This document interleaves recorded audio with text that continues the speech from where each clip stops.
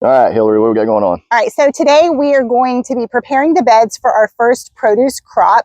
Our first crop is going to be tomatoes, peppers, and basil. Easy things to grow. We're just working on getting our skills down as produce farmers. We're already, producing eggs and honey here on the farm, but we're going to try our hand at produce crops.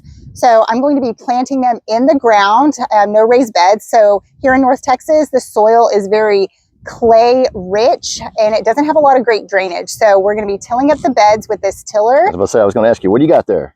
So we have a Honda tiller that we're going to be using to till up the soil. And then I'll be working some organic matter into the soil. We've had a compost heap that we've been working on for the last couple of years, building up some organic matter. So we'll be mixing in some leaves and other organic matter like manure and things like that into the soil to improve drainage and to improve nutrient content of the soil. So I'm going to get started here tilling up the first bed. I've run a line from one end of the patch to the other just so that I can keep a straight line as I am running the tiller.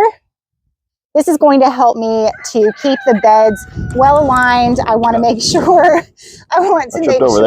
that I have plenty of room between beds so that I can get in between them and work, pull weeds, treat for pests, harvest crops once they're ready for harvesting. So a lot of thought has gone into this. I hope the layout works. I'm not an expert at horticulture, so this is going to be our first iteration of this. So we are going to keep you guys posted on the progress of how things are going with installing our first garden patch for produce crops. And we're not going to bore you guys with the whole thing of tilling, but we'll take some video of each of us doing our best. So, all right. Oh, she took a break. Well, I turned the camera on, folks. Tell me about it, Hillary. You got the microphone on. How's it working for you? Oh, this is tough. It's tough, yeah. We're getting a good shoulder workout. Good shoulder workout, guys. Don't worry, I'll take turns, and I'll be doing it myself, too.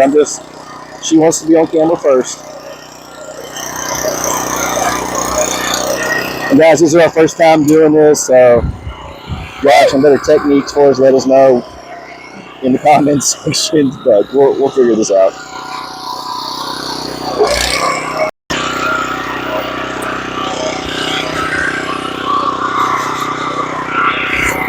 If you can hear me, but that's compost.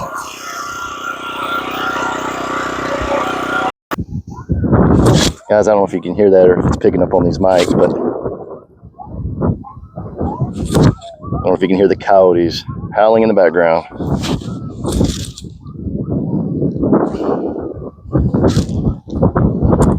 They're somewhere up on those hills. Or it's not really a small hill, valley, whatever. But we have successfully made one passing. I think we've done pretty good. It took multiple times going back and forth, probably about 10 times or more going back and forth. And so we're about to do another one.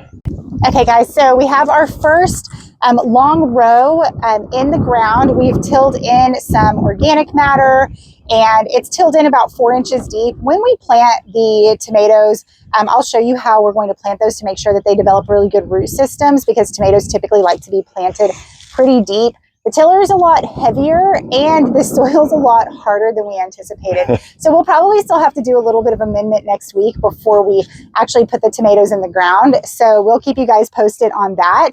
I have a specific garden design in mind. So I'm actually laying out barriers around where the beds are going to be. So we have one long bed, and then we're going to have 6 short beds. And so I've used some temporary fence stakes over here to mark where I want these beds to go. And then I've just laid down some T-posts to create a barrier. The lines don't have to be perfectly straight because this is going to be an informal garden, not like a commercial planting farm or like a formal garden where you may have raised beds or very highly manicured beds. This is going to be a little bit more informal, but I do want to make sure that I have plenty of space between the beds to get a wheelbarrow in, to get bags of fertilizer or mulch, hoses, things like that.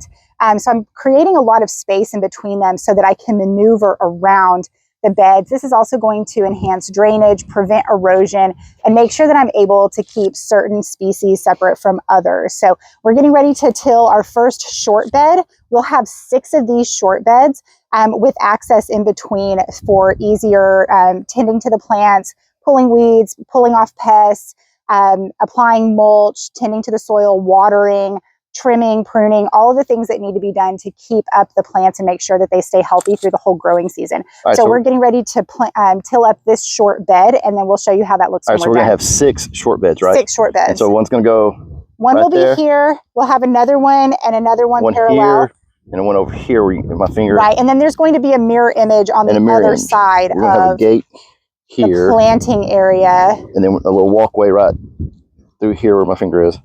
And then we'll have 1, 2, 3 short ones on that side. Yes. And then we can, of course, we got our long one there. Okay, guys, we'll keep going. All right, guys, man, that took us a couple hours. It was definitely really tough. I don't recommend the walk behind tiller. So I think maybe next time I might get one that's a little bit heavier duty, that's got a little bit more weight to it. But Brett and I got a great shoulder workout. I was gonna say, we kind of figured out our techniques towards the end, about the last half. I'm now standing in the middle of our garden bed. So as you can see, we have 7 beds, 6 short ones, 3 on either side of me, and then 1 long one in the back. This is so that we can take advantage of the sunlight. We can take advantage of weather patterns. We can take advantage of how water runs off the property. North is to my left, south is to my right. The sun is setting behind me. It's beautiful. One of the reasons why we love it out here. It's so peaceful, so beautiful. We just have the beautiful night sky. The chickens getting ready for bed. We've got our beds set. So we're going to be ready to plant next weekend, weather permitting. We're a little bit behind schedule this year just because we had some pretty bad storms over the last couple of weeks that would have been detrimental to small tomato plants. That's Rayburn in the chicken coop. He's saying hi. But he can maybe able to see him in the window there. Oh yeah, you can. Is that Rayburn in the window? That is Rayburn in the window. Oh, I guess he wanted to be on camera. Yep. And Butter is on the ground, at the bottom down there, saying hi to him. So anyway, we're looking forward to getting our plants in the ground next weekend. Starting the planting. We still have a little bit of soil amendment that needs to be done, but I'll be doing that by hand. And then I will be planting by hand. So we're going to keep you guys posted. We're really excited about what's to come. It's going to be a lot of hard work, a lot of effort, a lot of hours, but I think it's going to be worth it in the end. And we're looking forward to showing you every step of the way what we're doing as we make our first produce crop here at the farm this year. So thanks for watching.